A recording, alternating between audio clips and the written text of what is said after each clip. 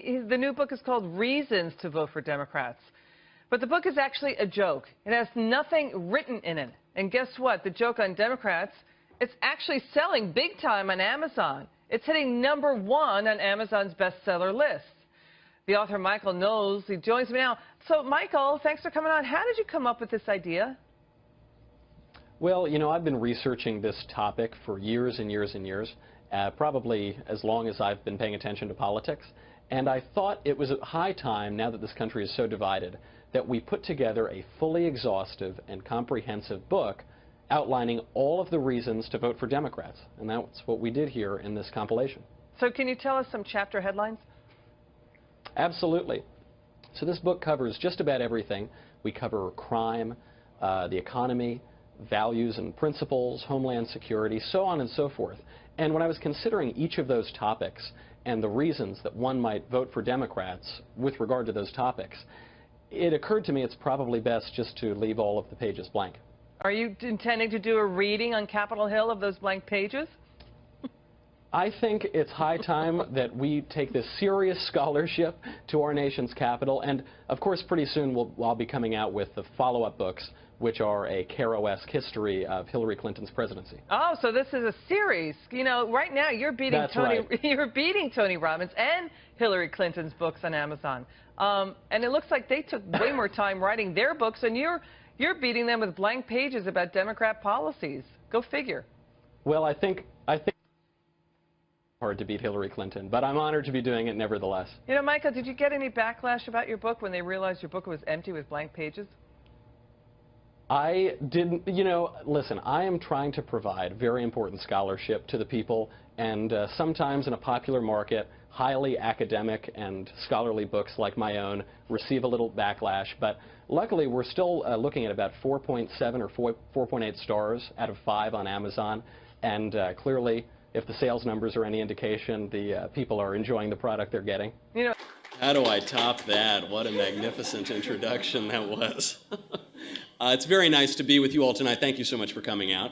It is really nice to be here at Trump University, to be here at the Wharton School of Business, the University of Pennsylvania, President Covfefe's alma mater, which we shall call Trump University for short. It's very nice to be here in Huntsman Hall.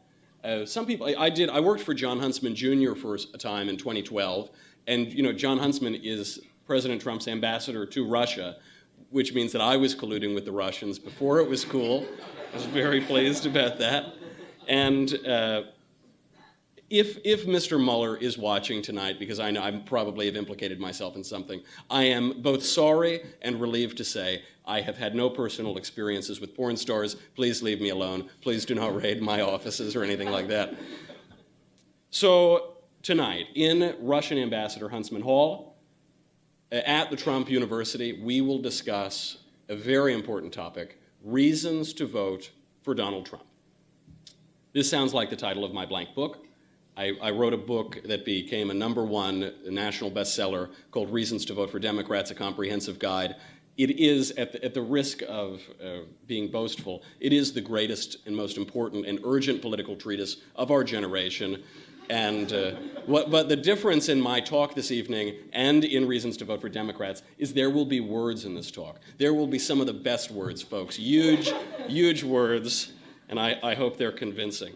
Here now to react, host of the Michael Knowles Show, Michael Knowles. Thanks for joining us this morning, Michael.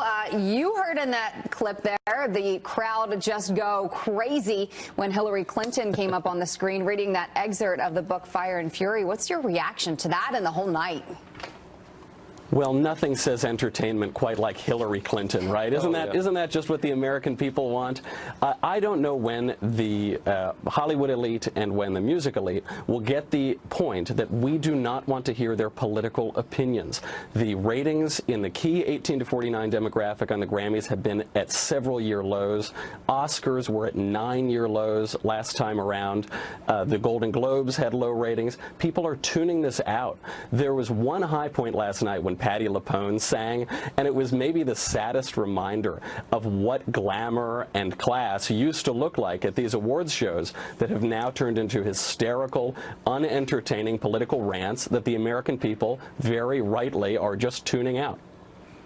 It's fascinating, though, because, I mean, when you look at the average, Hollywood musician or Hollywood actor, these are not really the most, I don't want to say the most intelligent people, but they're not the most academic people, by and large. And yet they have these really strong opinions, and we give them this huge platform to make these big statements. Most of these people really don't know what's going on in the country, by and large. They live in a bit of a bubble out there where it's sunny every day, and they don't have to work very much, and they get to make millions of dollars for doing, well, they do some good things, but it's not that hard of a job, I would say. So it's funny to see how opinionated they can be, knowing all that. And the big takeaway from last night is now everybody is upset that only one woman won a Grammy. And rather than going on stage and having some class and some gratitude and grace and saying, oh yes, it's very nice that I get to make millions of dollars and win gold statues for playing around and pretending all day, you just see millionaires instead who are complaining that they're not making enough millions of dollars and winning enough gold statues. It's a farce that the regular old American people who work real jobs in the real world just don't want to pay any attention to if we're not at least going to be entertained by it. Jessica's approach certainly sounds rational, as do the Democrats when they talk about it, but when it actually comes to enforcing immigration law, they fail. They refuse to do it because we know that they rely on these votes. Right now in the United States, Donald Trump has identified a simple issue, which is that illegal immigration is illegal. We know that this is a winner with the American people. We know that the majority of Americans, including the majority of Democrats, do not think that giving amnesty to illegal aliens should be a priority for Congress. And yet Democrats rely on these votes as an electoral strategy. We know the Center for American Progress admitted this. We know that between 8.75% of illegal aliens and Hispanic immigrants identify with Democrats over Republicans. So you're going to see Democrats continue to push this strategy. They push for wholesale importation of foreigners. They push for enfranchising felons. They push for lowering the voting age. The Democrat base has become felons, foreigners, and children. That's a winner for Democrats if they can get it through. But the American people, I think, can see through it. Jessica's a political. Michael, it's Sunday morning. There's so many offensive things to be saying so early. I don't understand how illegal, calling the Democratic base felons. It's so. Well, I think he's referring what he's referring to is criminal justice reform. He's putting it differently. Which is a good thing that Republicans and Democrats. Well, not all Republicans support that. Oh, a lot of them do, actually, and you have actually been leading the way there if you look at what Tim Scott and Newt Gingrich are doing. But when you say the Center for American Progress has admitted that our strategy is to have illegal aliens vote, what are you talking about? There's no massive voter fraud scheme in there. I'm talking about the leaked memorandum that said. That said what? I'm talking about a leaked memorandum that said that it is key to the electoral strategy of Democrats to provide amnesty, particularly for young illegal aliens. It was an admission. So they can because vote? we know that they identify with Democrats. Are you saying that illegal aliens are voting in this country? No, but they will vote, and if they do vote, if they are given amnesty and are given a path to vote, they'll vote for Democrats. Amnesty and citizenship are different. Are very different. But most Democrats, Jessica, most Democrats would seek citizenship as an eventual result of amnesty if they could, correct? I'm sure down the line, but when you look at the programs that are in place, when you're talking about amnesty for asylum seekers that are coming here from Central and South America, I think you guys are completely off base, and you're just trying to scare people about this. This is an honest question. Yeah. This is an honest question. If you're an asylum seeker and you're from a country where you don't want to live and you want to come to America, shouldn't we ask you to go through the proper channels and do it, submit that way and not scale a fence or do so under nefarious ways? I think so. It's an incredibly complicated issue when you consider the fact you should be applying for amnesty in your home country. I've heard 75% or upwards of 75% are denied that. So then because they can't live at home anymore, they then carry on and they end up scaling that wall. I don't think that this is the right way, but I also don't think that there's necessarily a good solution to this, since we are a country that wants to help others who have bad circumstances where they're coming from. Michael? Jessica, this isn't a complicated issue. Illegal immigration is illegal. We have right now record high percentages of the foreign-born population to the U.S. population as a whole. It hasn't been this high since 1890. Every single day we arrest 1,000 people, illegal aliens crossing onto our border, and then we release them into the general population. We know that 60 to 80% of women and girls who cross the border illegally are raped and sexually assaulted. If the suggestion here is that all of these illegal aliens are asylum seekers, that's the new euphemism that that we're using for people flouting our immigration laws and crossing illegally. Not, but what percentage would you advocate? Ahead of the award show, producers said that Jimmy Kimmel was going to avoid pointed political commentary. Do you think he succeeded on that front?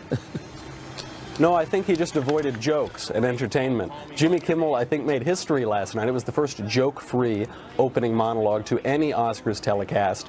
Though perhaps we should be happy that he didn't cry during the broadcast. He may cry when the ratings come out. Last year was a 9-year low in ratings for the Oscars. I suspect this year will beat it. Jimmy Kimmel, it was amazing in his opening monologue. He actually told us that Hollywood celebrities, him included, consider their primary purpose to push left-wing activism, not to entertain, to push activism. He said these speeches are a great platform. We have to change the world.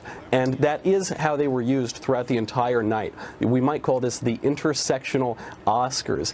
Some person, as we played, named Common, went out and he sang about how the NRA is not God's way. All while, ironically, he was joined on stage by Cecile Richards, the president of Planned Parenthood, who has killed 3.8 million babies in her time at that job. It was all activism all night long. The jokes that you heard, the couple of barbs from Jimmy Kimmel, they were the most tedious, low-hanging fruit you could hear.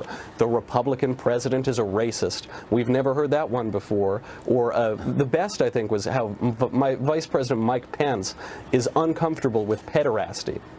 We make movies such as Call Me By Your Name to make Mike Pence uncomfortable. Aren't we all supposed to be uncomfortable by that? What happened to the Me Too movement? And the most ironic moment of all is that the Academy, in the year of Me Too, in the year of Harvey Weinstein, awarded a statue to Kobe Bryant, perhaps the most prominent accused rapist in the United States. Huh. That is the future of their party. I think she's a good representative. The Democrats at this point are proudly ignorant and thoroughly anti-Israel, so it makes sense.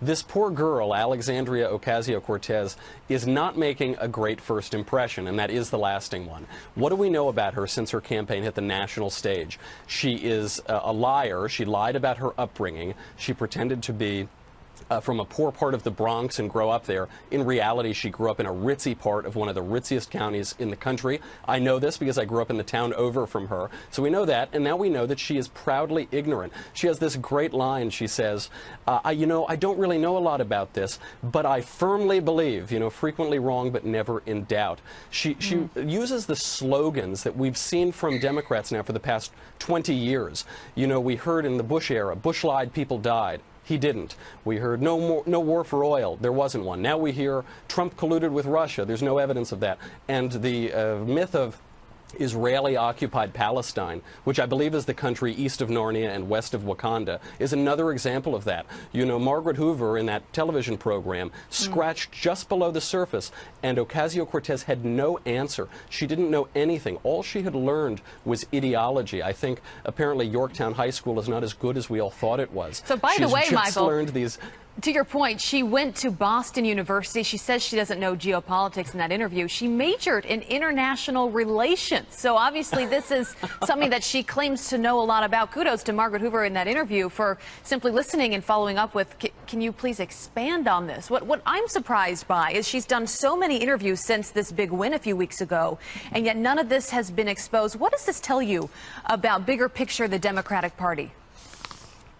Well, first of all, it tells you that the media are carrying water for them. Margaret Hoover has a very sort of stable, sober public affairs show. She's not exactly out to get her guests, but the guests expose themselves. If Ocasio-Cortez were smart, she would have locked herself in a closet until November. The election is hers, and all she's doing is hurting herself. And more broadly, what this tells us is there's a real problem with millennial education. I'm the same age as Ocasio-Cortez. I went to a school nearby in high school, and one aspect of that is in high schools, especially in New York in those days, the curricula told you, don't worry about studying facts. Don't learn names and dates and details. Just learn broader picture trends. And I think that's the ideological component that allows a committed socialist like Miss Ocasio-Cortez to spew ignorance without knowing the basis of the things she's talking about. Yeah, well, this Politics is downstream of culture, as Andrew Breitbart was fond of saying, but we're winning the cultural war. I think some conservatives are missing it because they expected us all to start listening to Brahms and Haydn and drinking sherry and tweed suits. That isn't what winning the culture looks like. What winning the culture looks like is Chance the Rapper tweeting out and saying, black people don't need to vote for Democrats, and Kanye West saying, I like this president, I like this conservative Republican president. Allie? Politics is downstream of culture, but we're winning.